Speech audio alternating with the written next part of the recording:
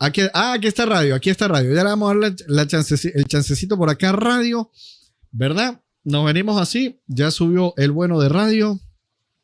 Vamos a ver por acá. Si se puede tener un buen diálogo ahí con radio, ¿no? Prefiero ¿Cómo está, Omar?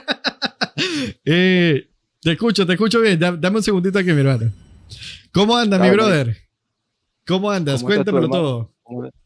¿Todo Ah, bien? ¿Y tú? ¿Cómo te va? Aquí, brother, viendo varias de las cosas que se hacen por ahí dentro de algunas iglesias católicas, ¿no? Entonces, bueno, qué locura. Cuéntamelo todo. Sí. ¿Dónde andas tú metido? Déjame ver si te organizo por acá. Para que no estés ahí con la Creo cara que está la cortada. cara corta. Sí, ya. La cara cortada, Ajá, exacto. sí. Me parece que aquí es 12 y 10 y mañana tengo que trabajar, pero bueno, ahí le damos fino. Unos minuticos. Te iba a decir era que, no, todo bien, todo bien. Organizando unas cositas por aquí y nada, vi que me interesaba ese tema de que colocabas las razones de ser católico. Entonces ahí, que era lo que tú Ujú. estabas comentando de las imágenes, ¿no? De las Claro, personas ahí claro. bailantes.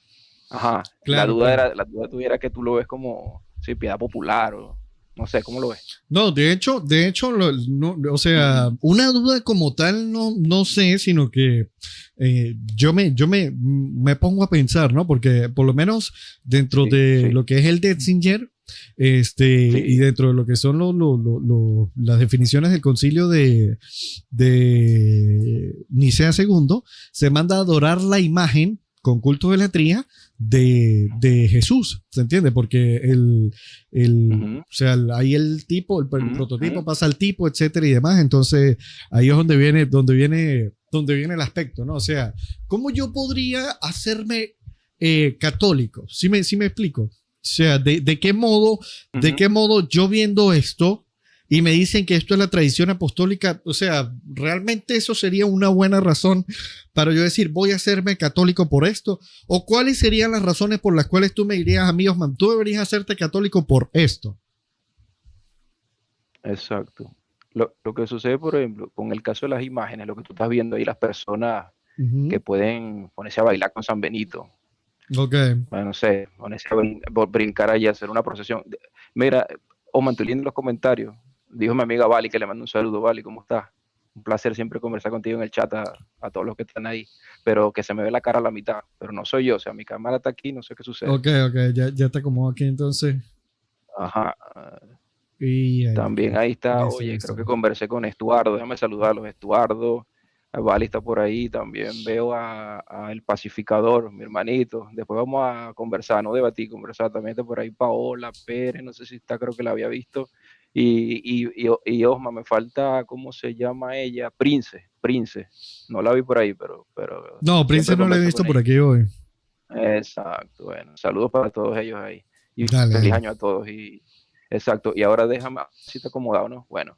Sí. La cuestión es esta, fíjate. Así, cuando yo lo que digo de la parte de la idolatría, justamente, es que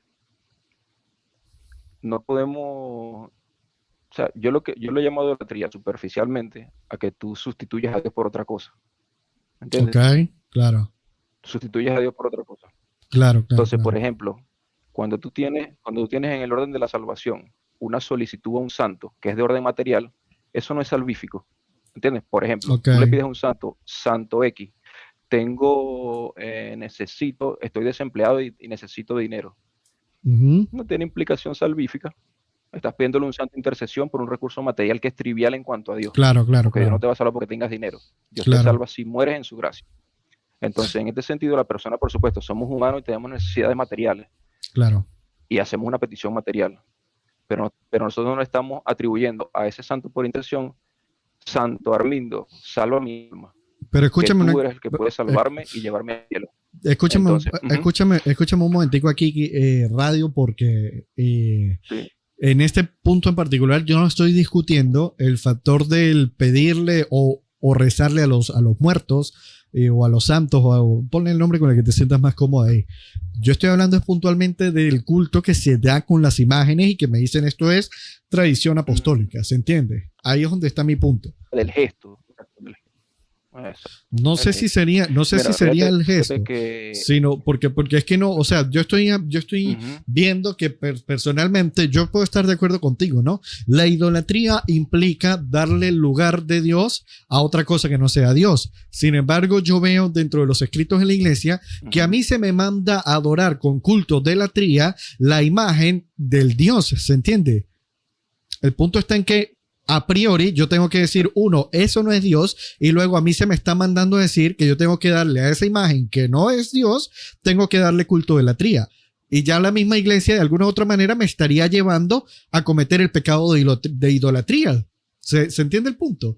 Entonces, luego cuando yo veo Ujú. eso, yo me pregunto, ¿cómo yo puedo hacerme? O sea, realmente esto sería un buen punto para yo hacerme católico. Supongamos yo quiero apostatar del cristianismo, del cristianismo no, señor me libre, del protestantismo, ¿verdad? No, no, no, Yo jamás en la vida. quiero pasar a otra rama del cristianismo un poco más histórica, con tradición, 2000 años, que venga desde Cristo, Mateo 16, 18 y demás. Bien. Entonces el punto Ujú. subsiste acá en yo veo que esas iglesias que dicen venir desde los apóstoles tienen una práctica doctrinal con anatemas inclusivo, que si yo no lo hago, estoy fuera de la iglesia no hay salvación, por ende yo me podriría en el infierno, ¿verdad? Y me dicen que eso yo lo tengo que hacer porque es la tradición de los apóstoles, ¿se entiende? Entonces, eso sería un buen punto realmente. Ujú. No, es una pregunta legítima, pues. O sea, lo que pasa es que te acuerdas que cuando conversamos los anatemas, sí significa que anatema es, vamos a leer la palabra maldito, vamos a decirla, ok. Claro. Pero la cuestión es la siguiente: cuando tú ves lo que dice el canon, te Ujú, dice el que no venere las santas ujú, imágenes, pero justamente en un sentido positivo de respeto. Porque, por ejemplo, ahora como yo te mencionaba, cuando yo voy a la misa, yo no necesito arrodillarme ante un santo, no lo necesito. Yo lo que no necesito es decir que el santo es una basura, que es una porquería, o que lo voy a escupir, o que lo voy a patear, o que qué sé yo, pero no necesito arrodillarme como gesto para mi salvación. ¿Entiendes? claro. Ese es el problema. Cuando te dice venerar las santas imágenes, significa no irrespetarlas. Ujú. No es una obligación mandatoria de que te arrodilles o le hagas culto Oh, de la trilla. Esa es ya la va. cuestión que yo veo que a veces hay una confusión, porque fíjate, me lo pregunté como, bueno, yo siempre Ajá, pero yo necesito entonces que tú me digas una cosa. ¿Qué quiere decir entonces el aspecto de venerar las imágenes con lo que es el aspecto de la tría para Dios, la hiperdulía para la Virgen María y con el culto de prosquínesis como tal? ¿Cómo tú haces esa distinción semántica ahí cuando los cánones te dicen que eso tiene que hacerse bajo ese tipo de terminología? ¿Se entiende? lo que pasa es que los iconoclastas estaban destruyendo las imágenes Claro. en ese contexto. Ellos estaban rompiendo imágenes, haciendo Ah, desastre con las imágenes, y se te pone la obligación, claro. se te pone, no es una, es como te digo, no es no es algo, es algo facultativo. ¿En qué sentido? En que lo que no tienes, como te digo, es no irrespetarla. No es una obligación en la veneración como tal obligatoria, en el sentido de que tienes que arrodillarte, como te digo, en la misa. O sea, imaginemos en el día de hoy, tú llegas a la Ujú, misa, a mí no se me pide que yo me arrodille ante San José o la Virgen, no, jamás. Yo voy a la misa y yo puedo hacer la señal de la cruz, o puedo no hacer nada, ujú, pero no respetarla. Yo no puedo llegar, porque es blasfemia, yo no puedo llegar y respetar una imagen de la Virgen, por decirte no. Ahí estoy incumpliendo el ujú. tema. No la estoy venerando en el sentido de que eh, Pero, negativamente la pero, estoy pero, ofendiendo. ¿cómo? Perdón, positivamente la estoy ofendiendo. Pero ¿cómo Exacto. yo puedo hacer esa distinción semántica cuando la intención del concilio no era esa? No era solamente el abstenerse, no romper las imágenes en sí, sino el considerar que a Ujú. esas imágenes había que darle su culto. No era el respetar la imagen. Porque si a mí el canon me dice, no, es que hay que respetar la imagen o algo así por el estilo, ¿sí? Porque esa imagen se puede utilizar como una metodología pedagógica para poder explicar, digámoslo así, a grandes rasgos del evangelio, qué sé yo, lo que sea, ¿sí? Viene el punto acá particularmente. Eso no es lo que se define en el concilio. En el concilio se define el uso litúrgico de las imágenes como tal. Tú me colocas un ejemplo a mí particular, que a ti no se te obliga en tu iglesia. Bueno, eso es una cuestión muy tuya de tu sacerdote que tiene unas directrices canónicas de lo que se debería hacer dentro de la liturgia, basadas y definidas en un concilio ecuménico. Si él no te la impone a ti, eso es una cuestión muy, muy, muy tuya. Ahora, si tú siendo conocedor de esto no lo haces, eso también es una cuestión muy tuya, pero al menos la enseñanza oficial, me explico, la enseñanza oficial es esta. ¿Sí me explico? Esa es la enseñanza oficial acá. Lo que pasa es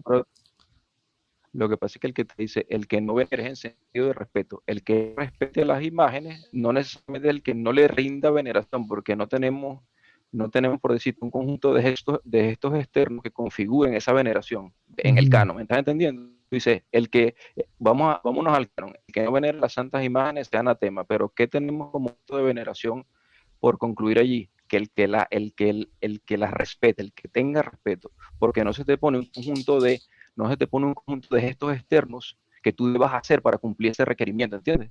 En el mismo canon, si no vamos al mismo canon, no me dicen, mira, el que no venere a las imágenes de esta forma, arrodillándolas, besándolas, echando incienso o X cosa, ¿entiendes? Y puedo asegurar, por ejemplo, yo aquí he ido por lo menos a 8 iglesias, a 8 misas diferentes, y nunca se ha solicitado, ni siquiera en la adoración al Santísimo, que te arrodilles, y ni siquiera en la adoración al Santísimo. Simplemente vas, te quedas en silencio, puedes rezar allí, puedes tocar al Santísimo si quieres, y eso pues, pero lo que sí no estaría permitido es que tú ofendas esas imágenes, ahí estás siendo anatema, no estás cumpliendo con la veneración en el sentido de respeto, de mantenerte en una actitud solemne ante ella, no obligatoria de arrodillarte. O sea, esto no es autojustificación de los católicos, es que no sucede en la realidad, pues en la práctica, ¿entiendes? No es una exigencia. Pero escúchame una cosa que te voy a decir. Ven. Yo te entiendo. El concilio de Higuera fue un concilio vinculante para la iglesia hasta que se hizo el concilio ecuménico de Nicea II, ¿se entiende? Ahora bien, ¿qué va a pasar acá? Los iconoclastas no estaban destruyendo ya las imágenes, porque la doctrina oficial que tenía la iglesia en ese momento determinado era el no utilizar las imágenes dentro del culto religioso. El asunto cambia después de la muerte de Constantino V, luego asciende Irene al poder como emperatriz, y ella, en conjunto con el obispo de Roma, ¿sí?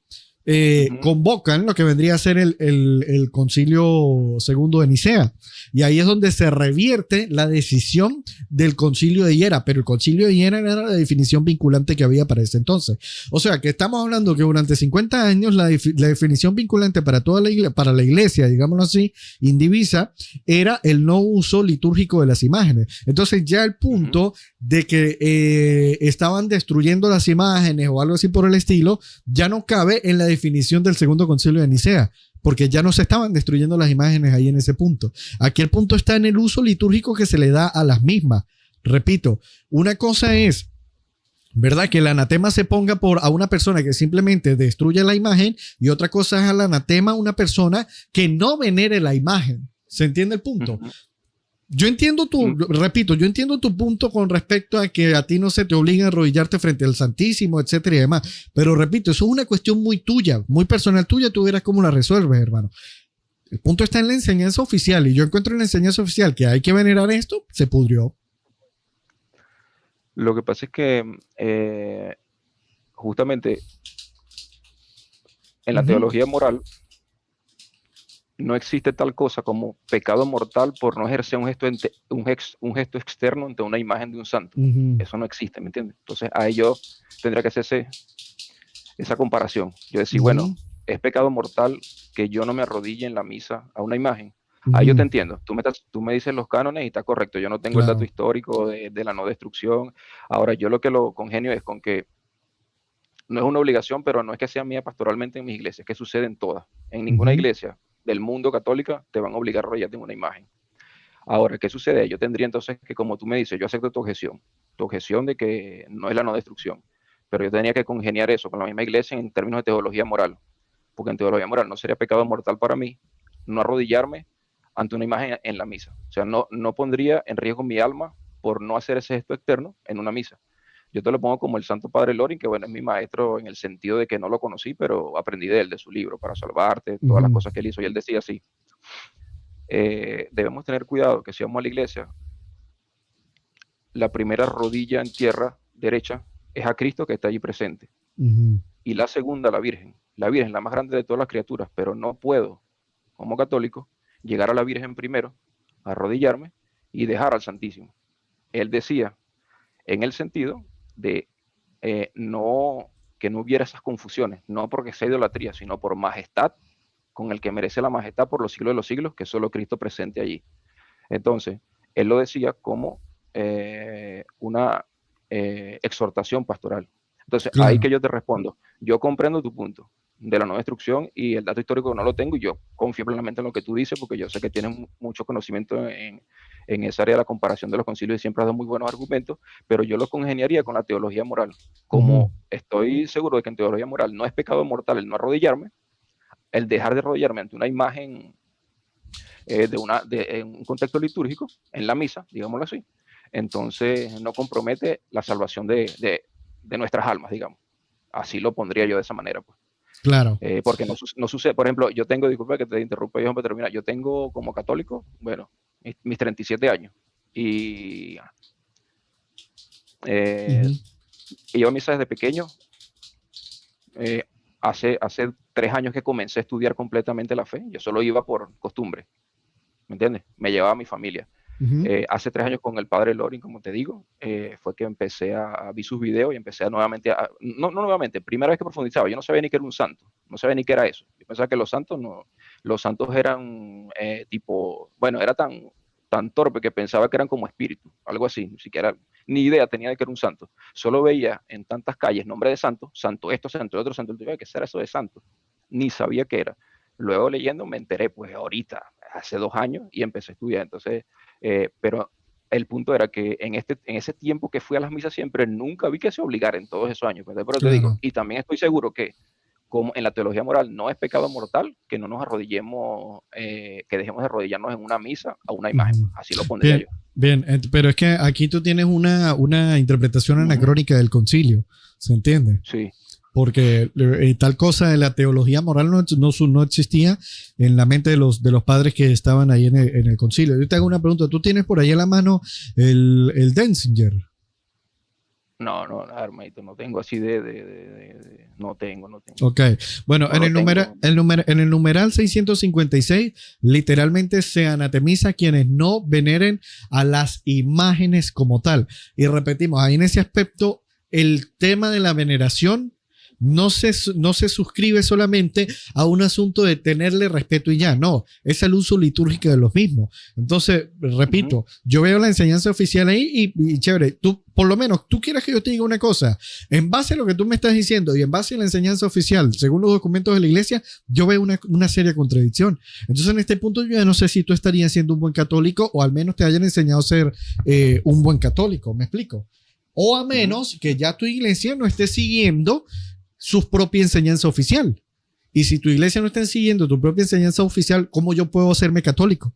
Porque recordemos que el culmen de todo esto subsiste en que yo quiero hacerme católico.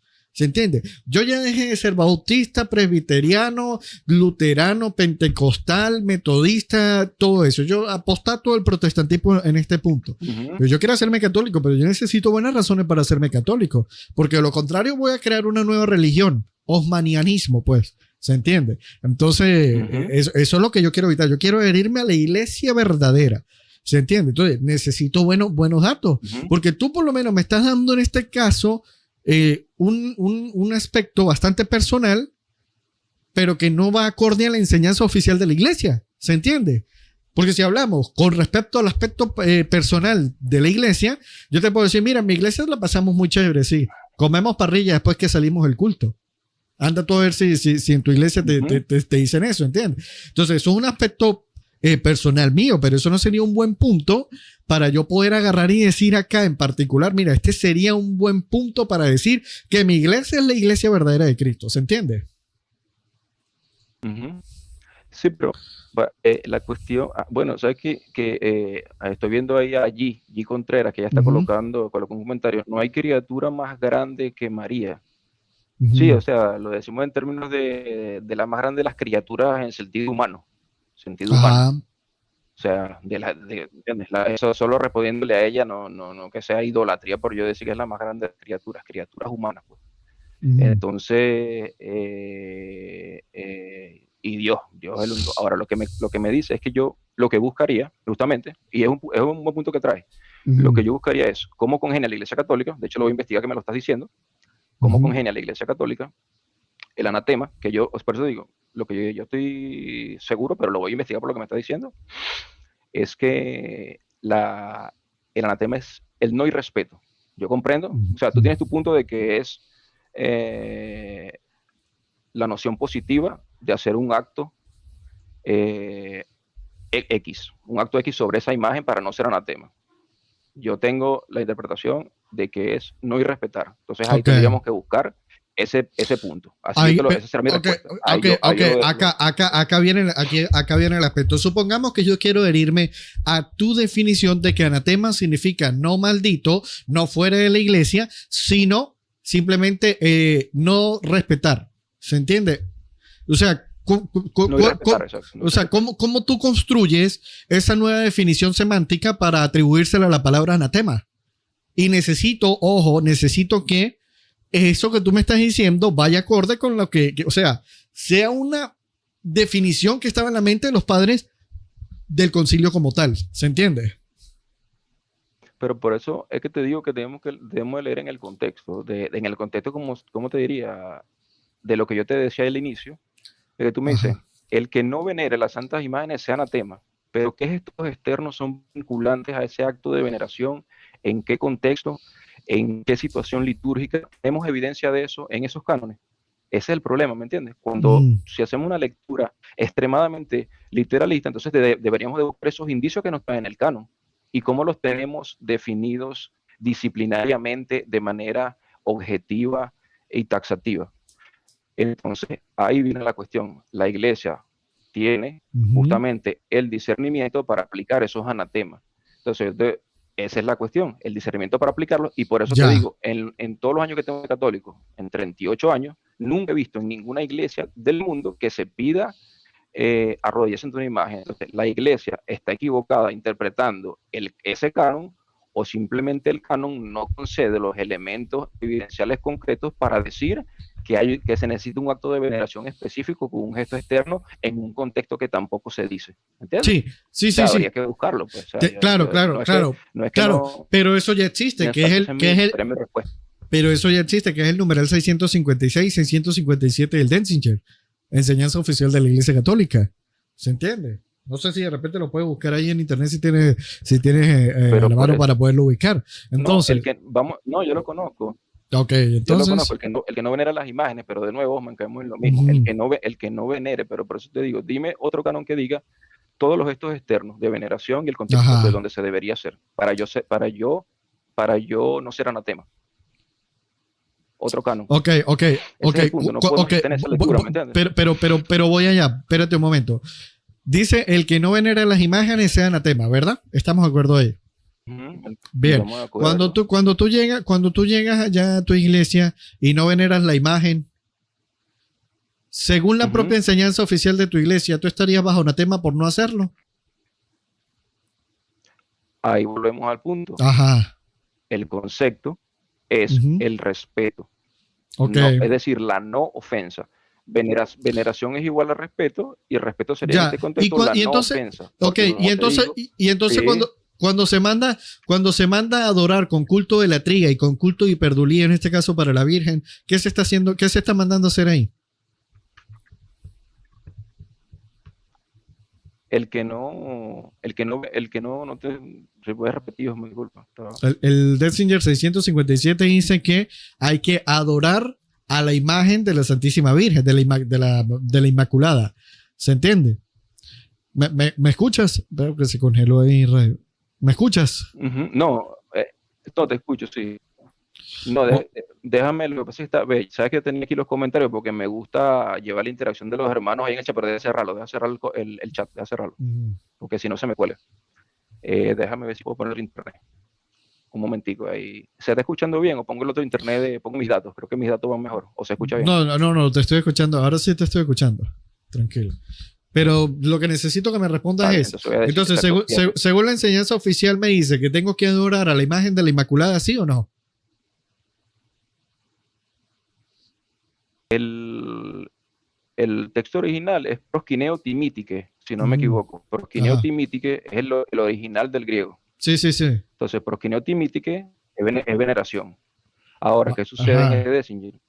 Da, El da, da, da, Dessinger da, está da, traducido del latín. ajá. Da igual, da igual, No, da no, igual. no es trivial, hermanito, No, porque no, no, sí, te voy a explicar, te voy a no es explicar. trivial, porque Sí, no, sí te voy a explicar por qué. Porque a la imagen hay que darle culto y perdulía. ¿Se entiende?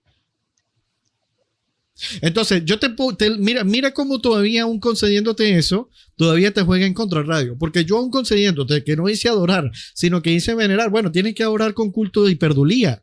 ¿Se entiende? Y entonces, si tú no llegas a la iglesia y no das el culto y perdulía según la propia enseñanza de tu propia iglesia, tú estás cayendo en anatema. pero es de nuevo, te está diciendo, el que no venere la imagen, es lo mismo de las imágenes que me estás diciendo anteriormente. Claro, pero ¿qué implica? Pero tu iglesia al factor de la veneración añade una palabra. ¿Cuál es esa palabra? ¿Cuál? Hiperdulía. Pero de nuevo, o sea, lo que quiero que veas, Omar, es que la postura que te doy, justamente, que es la que estamos hablando, es que el que, el que no venere las imágenes, el que no venere, ¿cierto? El que no haga tal cosa no significa que sea una acción positiva de realizarla en todo momento, porque no se manda nunca por la iglesia en el sentido de la práctica pastoral, ¿entiendes? Entonces, yo sé que tu interpretación es, bueno, los católicos, yo voy a hacer tu línea de razonamiento. Tu línea de razonamiento es lo siguiente. El concilio me dice, el que no venere es anatema. El que no haga esto con la imagen de la Virgen es anatema. La iglesia, con el discernimiento, dice, el que no la respete, porque si no, veríamos en todas las iglesias del mundo una disciplina pastoral obligatoria para la salvación del alma, que sea arrodillar en lo que llega a la misa, y todos nos estaríamos arrodillando ante la imagen de Virgen y llegamos a la misa, porque si no estaremos en pecado mortal. Sí. Entonces yo entiendo, fíjate, solo para culminar la idea. Tu punto es entonces, bueno, esta iglesia se contradice porque taxativamente dice veneración, y taxativamente el concilio de Constantinopla dice veneración X, ellos no lo hacen, incumplen con la iglesia. No, ahí viene el discernimiento de la iglesia. Es tu punto, perfecto. Yo no lo comparto, pero bueno, es tu punto. Ahora, el que yo traigo es el discernimiento. Pero déjame hacerte una pregunta. Sí. Pero entonces déjame hacerte una pregunta, ¿verdad?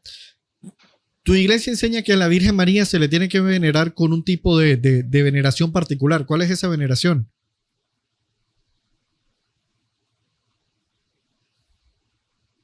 La veneración de la Virgen es la veneración de, si no me falla la memoria, hiperdulía. Ok, o sea, ¿verdad? No es que se le tenga que venerar, es que está permitido. Ya va.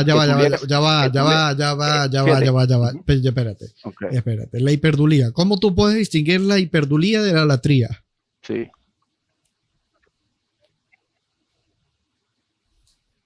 Por eso te digo, la distingues porque no le colocas a María salvación. María nos salva en el sentido estricto de que lo hace Dios, ¿entiendes? Entonces, fíjate, te pongo un ejemplo práctico. Si tú dices, Santísima Virgen, salva mi alma, que solo tú puedes salvarme, y tú dices, tengo un altar de la Virgen y no voy al máximo culto de oración del Nuevo Testamento, que es la Eucaristía, eres un idólatra. Está faltando al culto máximo de adoración al Santísimo, que es la misa en la Eucaristía, y estás diciendo que la Virgen va a salvar tu alma cuando te mueras en el último día de tu vida. Eres un idólatra completo. Ahí estarás en idolatría. Esa es la definición práctica. Con ejemplo que le doy a mis amigos también, cuando hablo con ellos. Entonces, cuando el concilio te dice el sentido de que venere, no, o sea, es como te digo, o sea, yo te entiendo completamente. Tú lo ves como algo no facultativo, sino obligatorio. Pero escúchame, o sea, porque te estás lanzando una matización terrible acá. Porque si yo veo que a mí los documentos me dicen el que no venere, y la veneración implica, en este caso, voy a hablar nada más de la Virgen María. La veneración implica, ojo con lo que voy a decir, la veneración implica darle culto de hiperdulía. Quien no le dé entonces culto de hiperdulía a la imagen de la Inmaculada, entonces está haciendo anatema. ¿Se entiende el punto? Pero ahora se complica todavía cuando hablamos directamente de Cristo. Porque a mí tu iglesia me dice que hay que darle culto de latría a la imagen de Cristo. ¿Se entiende? Entonces, en ese sentido, quien no le dé culto de latría a la imagen de Cristo está fuera, está siendo anatemizado. Entonces, en ese sentido, yo veo que tú estás intentando hacer un juego semántico de decir, bueno, pero es que ahí en ese sentido, la latría implica, o sea, la latría no significa la latría ahí, sino que lo que quiere decir es que simplemente darle un respeto a la imagen y ya. Bueno, pero en ese caso, ese respeto tiene que dármelo con culto de latría a la imagen de Cristo. ¿Se entiende el punto acá, Radio? Escúchame esto.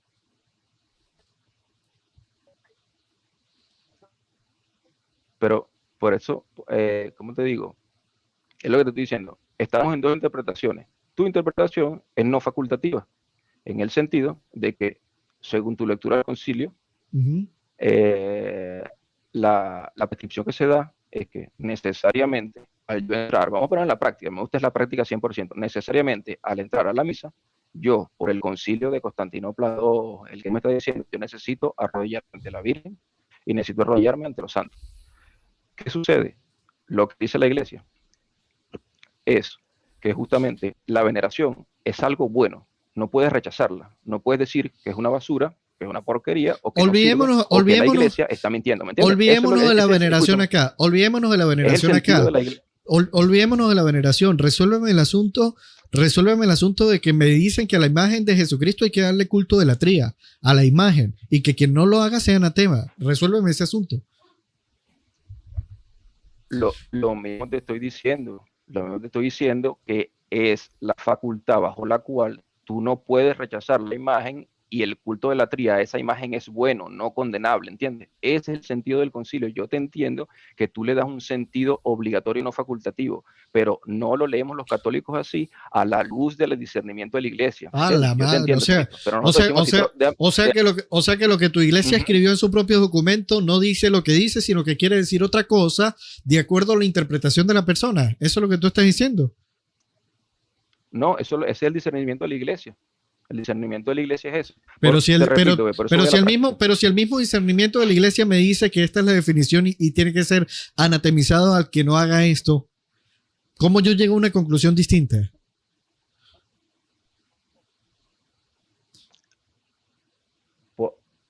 Esa es la razón por la cual te estoy diciendo que el concilio, el discernimiento de la Iglesia, o sea, tú me colocas, tú lo ves obligatorio, ¿entiendes? No facultativo, es totalmente obligatorio.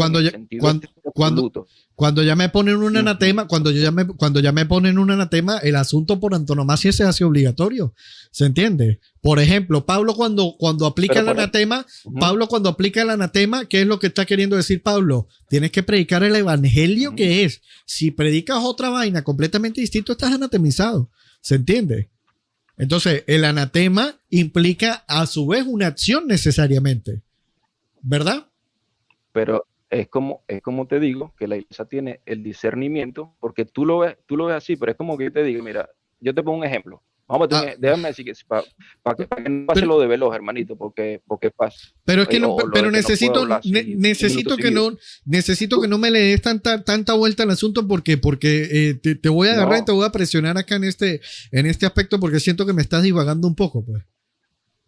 No divaga porque, como te digo, tú no puedes conseguir gestos externos oficiales en un canon que digan que yo tengo que cumplir. Ese es el problema. Estamos en la misma situación. Yo estoy diciendo, el discernimiento de la Iglesia dice que la veneración es buena, que el que, ¿me entiendes? Te voy a poner un ejemplo. La Iglesia dice que el matrimonio es bueno y santo. Sí, pero te dije que te olvidaras de la veneración, hermano. Te dije que te centraras en el asunto del culto de latría. Es la misma facultad para la imagen de Cristo, es lo mismo. Es lo mismo que te estoy diciendo aplica para la imagen de la Virgen, para la imagen ¿cómo va a ser cómo va a ser lo mismo? ¿Cómo va a ser lo mismo si literalmente a ti te llevan, te instan a darle culto de latría a la imagen de Cristo y el que no lo haga está anatemizado? Apto 1. La Iglesia tiene una enseñanza oficial según sus propios documentos, ¿verdad? Apto número 2. Dentro de esos documentos se dice que aquel que no le dé el culto de latría a la imagen de Jesucristo está anatemizado. Acto número 3, la anatemización implica estar fuera de la iglesia, estar maldito por la enseñanza oficial de la iglesia. Por conclusión, ¿qué se sigue? Que tú estarías fuera de la iglesia. Entonces, cuando tú me hablas del discernimiento, ¿tú sabes qué es lo que tú estás diciendo? Que ni siquiera tu propia iglesia se entiende, porque fue tu propia iglesia la que definió eso. Cuando tú me tienes que decir a mí que hay un discernimiento para poder comprender lo que tu propia iglesia definió, pero ese discernimiento te lo da la iglesia, entonces quiere decir que tu iglesia no está clara. Y en este sentido, la iglesia no está cumpliendo el rol que el apóstol Pablo habla, de ser esa iglesia, de ser columna y baluarte de la verdad, de sostener y explicitar la verdad, de explicar la verdad. Entonces, la iglesia explicita algo dentro de los documentos y tú me dices que hay un discernimiento distinto. Rayos.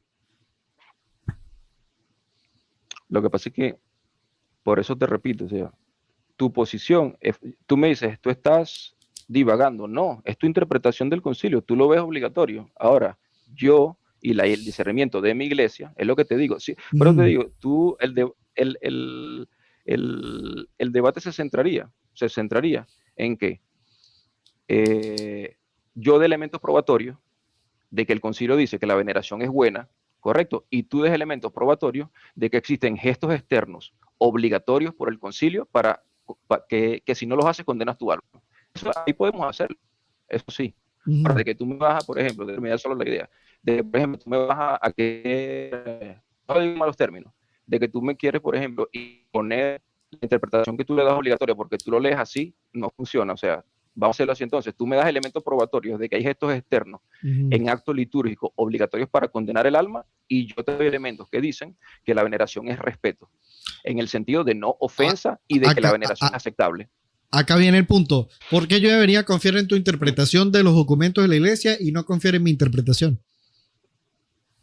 Justamente te estoy poniendo, para no confiar en interpretaciones, X persona buscaría elementos probatorios de gestos externos obligatorios en contexto litúrgico, y Y persona buscaría elementos probatorios de que dice lo que yo diga, simplemente para no confiar en opiniones de nadie. Y ahí quede equilibrado. Okay. Entonces, cuando yo te digo, tú me dices, mira, bien.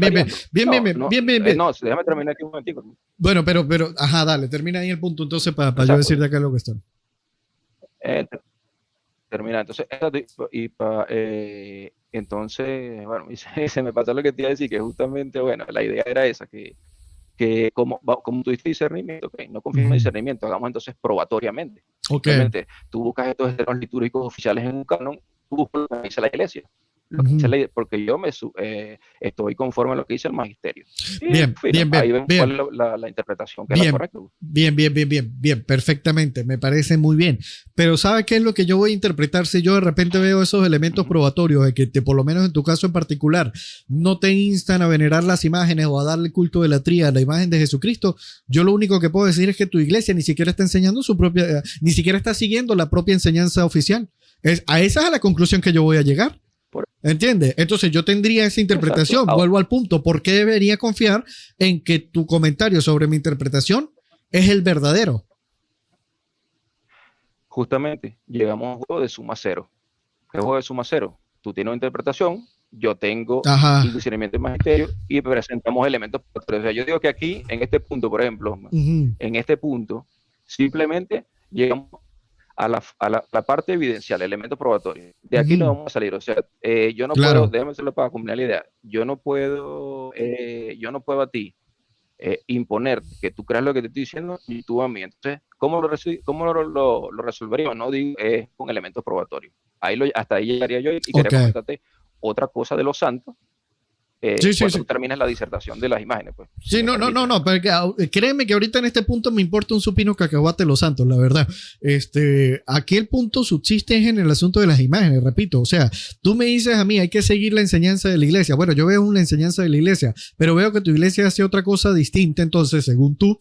Bueno, porque yo obviamente también puedo tener otros elementos probatorios, ¿verdad? Donde yo estoy viendo a personas que sí o sí los están llevando a hincarse de rodillas ante las imágenes y todo el asunto, ¿se entiende? Entonces, acá viene el factor. ¿Perdón? En las misas se les obliga. Pastoralmente son obligados. No ¿Por qué se tiene que cerrar la misa? No, es la máxima oración es la misa, la Eucaristía. Bueno, no sé, si lo hará en otro lado, ¿en qué contexto sería? No sé, dime tú. Pues en el contexto que la iglesia lo permite. Sí, no sé, yo sí te puedo decir que lo que yo he visto, por ejemplo, yo particularmente he visto paga de promesas, personas por un trabajo, que van arrodilladas hasta el altar de San José, de San Judas Tadeo. Mi abuelita le prende, mi abuelita tiene un altar de San Marcos. Sí. Pero, no, por lo menos está el Santo Cristo de la Grita, que la gente se va caminando desde San Cristóbal hasta la Grita. Está el asunto de la Divina Pastora en Barquisimeto, que la gente la saca en procesión, etcétera. Entonces ahí podemos decir que hay, por lo menos en el Santo Cristo de la Grita, hay un culto de la tría, porque obviamente van a adorar la imagen del Dios vivo, ¿se entiende? Entonces aquí viene el aspecto. Vuelvo al punto. Si yo veo la enseñanza oficial de la iglesia y yo veo que están haciendo otra cosa, ¿sabes qué es lo que yo voy a concluir? Que la iglesia no está siguiendo su propia enseñanza. Eso es lo que yo voy a concluir. Entonces, ¿cómo yo confiaría en una iglesia que no está siguiendo su propia enseñanza? A ver, seamos honestos, ¿verdad? Vamos a decirlo así. Tú, si predicas un evangelio, estás siendo un evangelio distinto al que predicó el apóstol Pablo. Tú estás siendo anatemizado. Sí, por supuesto. Ok, ¿verdad? Entonces, necesariamente hay una obligación. ¿Cuál es esa obligación? La de mantenerse predicando el evangelio recibido, el sano evangelio, ¿verdad? Ahí hay una obligación, ¿verdad? Entonces estamos viendo que el anatema implica una obligación. ¿Se entiende? Ahora, si lo estamos viendo según como lo expresa el apóstol Pablo en la carta a los Gálatas, vámonos ahora a trasladarnos, ¿verdad?, hasta lo que es la enseñanza oficial de la iglesia. Tienen un anatema las personas que no le den culto de la tría a la imagen de Cristo. ¿Se entiende el punto? ¿Qué implica entonces? Que hay que hacerlo. Anatema al que no lo haga. Voy de nuevo. Anatema al que no lo haga. Voy de nuevo. Anatema al que no lo haga. Voy de nuevo. Anatema al que no lo haga. Y por última vez, anatema al que no lo haga.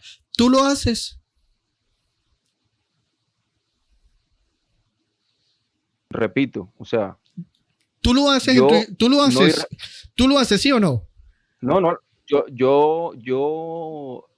te lo digo así, yo no soy obligado, pero sí lo haría. Anatema al que no lo haga. Cuando tú vas a la iglesia, ¿tú adoras la imagen de Cristo? El Cristo ese crucificado que te ponen ahí, ¿tú lo adoras con culto de la tría? Anatema al que no lo haga. No, en la misa no. Cuando voy a adoración del Santísimo, sí, en la misa no. Voy a la misa y lo escucho. En la misa lo adoro con la Eucaristía.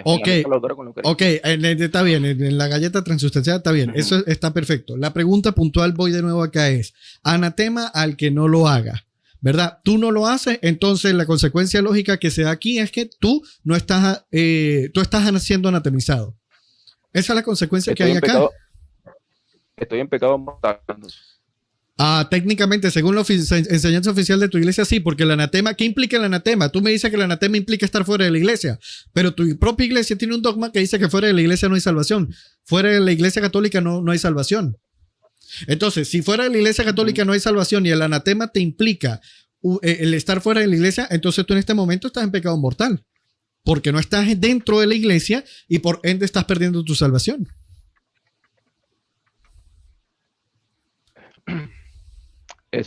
Por eso te comentaba que tú le das el sentido no facultativo, absoluto. Ahí por eso te digo, pero dice, bueno, que me conceda. ¿Cuáles serían las razones que yo tendría para no interpretarlo así? Ya te las dije.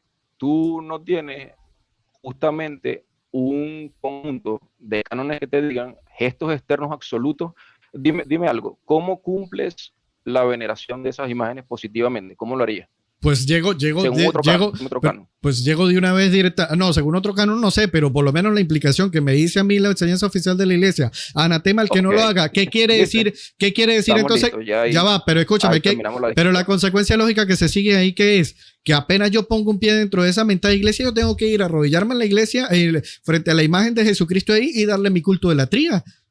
No es solo cuando me ponen la galleta transustanciada, es cuando yo, nada más, cuando yo vea la imagen de Cristo ahí, yo tengo que darle una vez culto de la tría.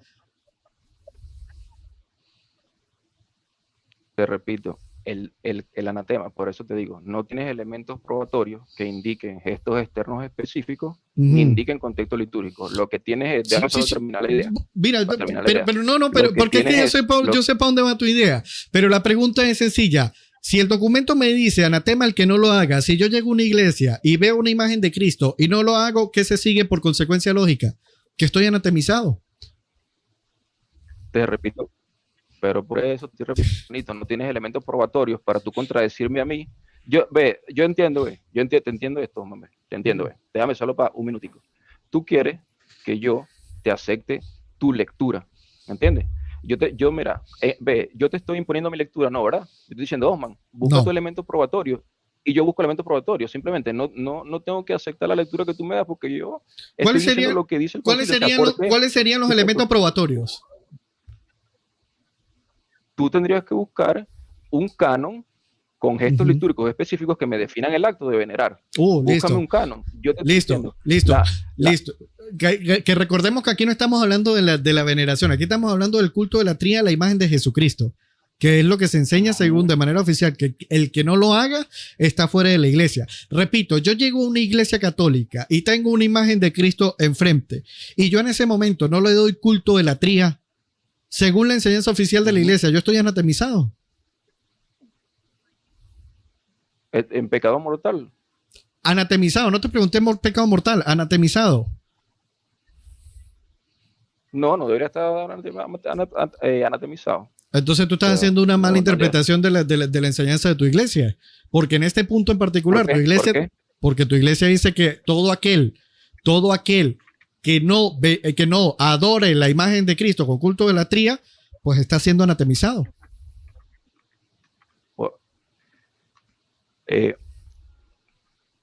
Cuando estábamos conversando, yo entiendo tu punto. Lo que sucede, Osman, yo te lo voy a repetir. Las personas argumentan a veces en el chat cuando yo entro, que él escapa a los temas, que él divaría, que él habla no sé qué. Pero olvídate de la gente del chat, hermano. Yo no estoy colocando comentarios del chat, no estoy nada. Estoy aquí contigo en este punto, hermano. Hazte cuenta, olvídate de la gente. La gente en el chat no existe en este momento, olvídate. Son puros bots. Son puros bots los que están ahí, olvídate de ellos. No, yo no estoy leyendo este chat, digo en general. En general, los chats en general. No los chats, déjame solo terminar la idea. Yo te voy a dar la posición, y, o sea, si tú lo ves conveniente, perfecto. Y si tu interpretación continúa siendo que el anatema significa que yo justamente tomo tus palabras, que yo tengo que llegar a la misa, arrodillarme ante la imagen del Cristo, ese Cristo de madera que está ahí, ese Cristo de madera y arrodillarme, porque si no soy anatema, perfecto, es tu punto. Y te digo, está bien, yo lo que te digo es que yo te voy a decir por última vez lo que la iglesia enseña. Si a ti te complace esa respuesta, perfecto.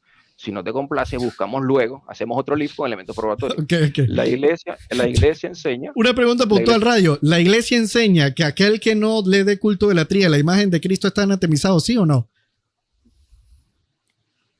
La iglesia lo que enseña es que no se debe reprobar que la veneración es legítima por la iglesia. Dios mío, pero que no estoy hablando de veneración. Escucha bien la palabra, la tría. Esa es la palabra. O sea, no te saltes para la oración. Céntrate en la imagen de Jesucristo. Céntrate en la imagen de Jesucristo. O sea, enseña a tu iglesia de manera oficial y categórica que aquel que no le dé culto de la tría a la imagen del Señor Jesucristo crucificado ahí está anatemizado, ¿sí o no? No, enseña. O sea que lo que está escrito en los documentos no quiere decir lo que está escrito, sino que quiere decir otra cosa, que no está escrita. Por eso te repito, la obligación que se da, Osman, es asentimiento doctrinal. El asentimiento doctrinal, ¿qué quiere decir? Que la adoración de la tría que tú le darías a esa imagen pasa a Cristo. Fíjate, te lo pongo práctico. Cuando te arrodillas y estás ante la cruz de Cristo ahí, o al Santísimo, esa veneración esa adoración es adoración de la tría que pasa a Cristo. Sí, pero el documento no dice eso. De la tría que pasa a Cristo. Por eso es que te estoy diciendo que tú tienes la interpretación negativa, ¿verdad? de la imagen del concilio. Entonces, fíjate. Yo lo que creo es esto, güey. Si tú quieres imponer el punto de vista, perfecto. Estoy dando lo que el discernimiento que dice la iglesia. Y porque justamente... ¿Dónde está ese discernimiento? Una pregunta, Radio. ¿Dónde está ese discernimiento? Justamente, güey. Yo te lo digo así. A mí, cuando te lo voy a poner en términos prácticos, porque no tengo, por decir, elementos probatorios. No te voy a decir, mira, Osman, hay una encíclica que dice que debes hacer X o B cosa de la adoración. Yo lo que te digo es que pastoralmente no se me ha obligado nunca, hermanito. Nunca se me ha obligado, ¿entiendes? Y por ahí lo saco, o sea, ve, fíjate. Te estoy diciendo que yo no he leído. No, ni lo has leído y nunca se te ha obligado, ¿verdad? No se me ha obligado, exacto.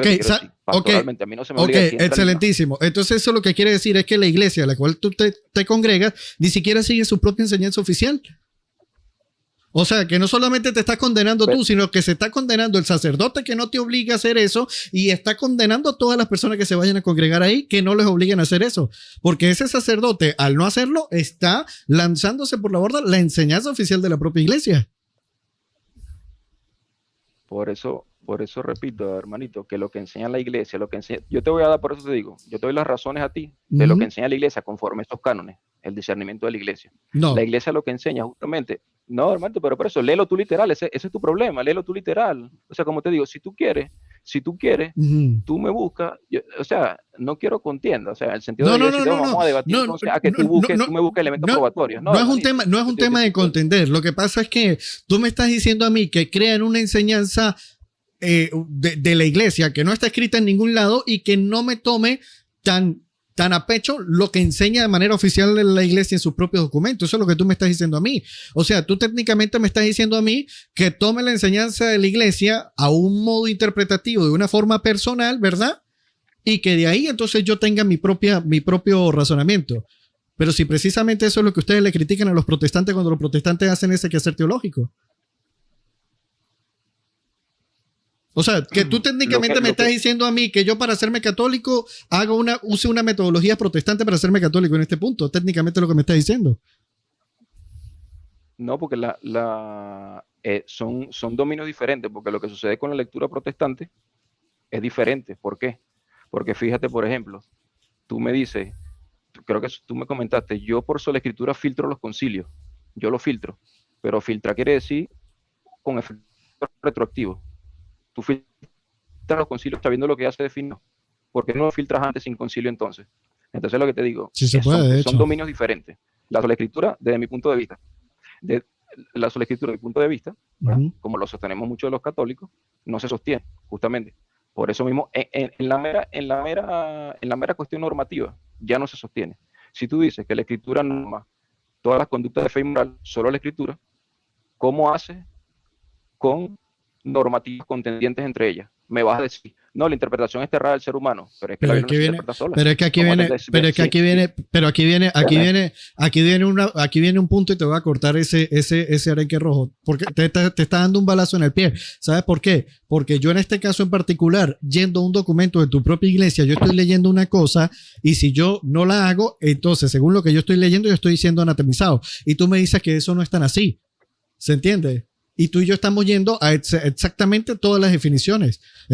Podemos ir a escritura, podemos ir a padres, podemos ir a los concilios, podemos ir a la enseñanza oficial de la iglesia, etcétera, etcétera, etcétera. Y tú llegas a una conclusión distinta a la mía. ¿Se entiende? Entonces, en este caso en particular, ¿por qué razón yo debería confiar en la interpretación tuya de los documentos de tu propia iglesia? No es mi interpretación, te estoy diciendo que la iglesia, el discernimiento de la iglesia es... Pero voy de nuevo. ¿Cuál es el discernimiento? ¿Dónde está el discernimiento de la iglesia? ¿Dónde está el discernimiento de la iglesia que me diga a mí que cuando a mí se me pare, cuando a mí se me pare un Cristo por ahí, no sé, una procesión, qué sé yo, que te suelen haber tantas por ahí, se me pare un Cristo ahí, ¿verdad? Yo le tengo que dar un culto de latría, pero si no lo hago, no estoy siendo anatemizado. O sea, ¿cuál es ese discernimiento? ¿Dónde yo lo ubico? Porque hasta entonces tú me estás ahí hablando del discernimiento, pero en una idea muy abstracta. ¿Se entiende? En el discernimiento de la iglesia, Luego del discernimiento de la iglesia de lo doctrinal, se pasa a la práctica pastoral que establece lo que debe hacer el fiel. En consecuencia, como la interpretación de la práctica pastoral es no arrodillarse obligatoriamente en la misa, la interpretación que sigue la iglesia es que el anatema de Constantino, te lo digo yo interpretando en el sentido de mi práctica pastoral. Yo te dije antes, cuando hablábamos, Osman, yo buscaría el discernimiento, yo no lo tengo aquí, como tú buscarías el elemento probatorio, ¿entiendes? Entonces, mi práctica, yo te lo digo así, te voy a dar mi respuesta aquí en este momento sin el discernimiento habiéndolo buscado como tú no has buscado el elemento probatorio. Yo diría así, no, hombre, mi vale. práctica pastoral, porque o sea, traer los documentos de la iglesia no son un elemento probatorio. Ave María purísima, sin pecado original concebido, el católico. Sí. No, hombre. Te culmino de esta manera. Los anatemas doctrinales tienen un efecto pastoral disciplinar en aplicación. En consecuencia, yo te digo esto, no se me obliga en la misa a arrodillarme a nada. Entonces, mi conclusión es que justamente el discernimiento que hizo la iglesia, que yo después lo puedo traer, yo no lo tengo aquí a la mano, yo simplemente estoy haciendo un análisis de A con B. ¿Entiendes? Como la práctica pastoral es que no se obliga, me quiere decir que la veneración tiene el sentido, ese anatema, de no irrespetar. Por otro, hermanito, ese es mi punto. Si a ti te convence, ese es tu punto. Si no está bien, y lo dejamos aquí. Claro, ya llevo tiempo, pero bueno, acá viene el punto. ¿Sabes qué voy a concluir yo con la práctica pastoral que tú me estás mencionando? Que tu propia iglesia ni siquiera sigue lo que ellos mismos han definido. Esa es la conclusión a la que yo voy a llegar. Y luego me quieren decir que es la iglesia de Cristo. O sea, rayos. O sea, luego el protestantismo es irracional ahí, brother. Ya me queda solo para una idea de 5 minuticos, porque subiera como la idea de por qué hacerse católico. Solo una anécdota. A ver que tú necesito tu opinión de algo. ¿Qué tú pensarías de esto que te voy a decir? Dime. En general. Tú sabes que la iglesia tiene en su historia, tiene como todo frutos buenos y frutos malos. ¿Correcto? Existe en la iglesia católica. Bueno, yo vi un documental que me impresionó mucho, hace 1 año y medio, ¿verdad? Vi un documental que me impresionó mucho de unos sacerdotes ordenados con la orden de los cartujos, ¿no? De San Bruno. Estos sacerdotes, ellos por vocación, llamada de Dios, ellos entran al seminario cuando Dios los llama, ¿cierto? Viven en silencio todos los días. No salen de ahí más nunca. Cuando ellos llegan, ellos colocan una cruz. Dicen el lugar donde van a morir, en el monasterio. Dicen el lugar donde van a morir porque van a vivir ahí toda la vida adentro, ¿cierto? No salen de ahí. Sus familiares lo visitan cada 3 años, no pueden salir de ahí jamás desde que entran. Es una vida contemplativa de silencio. Solo hablan en el almuerzo, en el desayuno y en la cena. Y ellos hacen lo siguiente, fíjate qué interesante. Los cartujos viven toda la vida, desde que nacen hasta que mueren, levantándose de las 11 de la noche hasta las 4 de la mañana para rezar por el mundo, para demostrarle a Dios que entre sus criaturas hay quienes entregan la vida por él gota a gota hasta la muerte, rezando, haciendo esa penitencia de oración continua toda la vida. El padre, por ejemplo, Marcel Groy, que era el director de los cartujos, él entró como cartujo a los 14 años. Eligió el lugar de su muerte y murió ahí a los 76 años. Los cartujos tienen una frase muy bonita, ellos dicen así: nuestra cruz no lleva nombre, porque no nos importa que el mundo lo recuerde, porque ya sabemos que por nuestro sacrificio, Dios lo sabrá en el cielo cuando allí lleguemos. Entonces, mi pregunta final, mi opinión sería, ¿tú opinas que en esos hombres que entregan su vida gota a gota por adorar a Dios y rezar por la humanidad, vivir en silencio contemplativo hasta el último día de sus vidas, ¿hay algo de gracia? ¿Hay algún llamado de Dios? O no sé, ¿qué tú piensas? ¿Qué tú me dirías? Lo que yo puedo decir es que esa gente ya está de psiquiátrico, brother. Eso es lo que yo puedo decir. Porque yo no encuentro en el Nuevo Testamento ya cuestiones para estar haciendo eso. Lo único que yo encuentro es simplemente a los cristianos mantener la fe en un contexto donde están siendo perseguidos. Yo tendría que preguntarte, ¿esa gente estaba siendo perseguida para estar sangrando o algo así por el estilo? ¿O simplemente lo hacían simplemente por devoción personal y ya? Perfecto. Ahora la segunda opinión tuya, solo para saber si... Pero antes de que pase a la segunda pregunta, ¿lo hacían porque estaban siendo perseguidos o algo así por el estilo? ¿O así como están siendo perseguidos, por ejemplo, los cristianos hoy día en África? ¿O lo hacían simplemente porque les nacía y decían, bueno, voy a hacer este sacrificio o algo así por el estilo? Porque ellos seguían la enseñanza de los padres del desierto, año 300, que entregaban su vida por Cristo en el desierto, se alejaban porque... en un contexto donde estaban siendo perseguidos. Para que no entraran. No, tú tienes, por ejemplo, San Gregorio el Iluminador, que luego de que él libera Armenia, cuando él se va al desierto, quiere morir allá, pues. A él por caridad, él dice, quiero irme allá a morir, dar mi vida por Cristo en el sentido de morir, ¿por qué? Solo termino la idea para allá retirarme, hermanito. Esta tradición de los cartujos y de los órdenes franciscanas, todas esas órdenes sacerdotales, vienen por el hecho que los padres del desierto, ¿cuál era el pensamiento de los padres del desierto? Ellos no querían que el pecado penetrara de ninguna manera en sus vidas para morir en gracia de Dios de la manera más segura posible, 100% certera. Entonces de ahí se extiende esa tradición, ellos muriendo en el desierto para finalmente entregar su vida por Cristo, en el sentido no de que fueran martirizados, sino que ellos querían solo vivir para Cristo. Mi pregunta es esa: si tú no ves gracia allí, ni obra de Dios en padres del desierto el año 300, perfecto. Eso era todo lo que quería saber allí, pues. Ahí me despido, hermanito, y bueno, gracias por la oportunidad de haber conversado, y nos vemos otra oportunidad, porque ya aquí son las 1:20 de la mañana ya. Dale, seguro. Bueno. Dale, pues, Radio. Dale, estamos en contacto. Un abrazo. Bendiciones. Feliz año para ti. Dios te bendiga grandemente. Pues. Vale. Amén, hermanito. Chao. Chao al hermano que está ahí. Un abrazo. Dale, seguro. ¿Hay un hermano que está aquí? A ver. A ver. A ver. Vamos a ver por acá.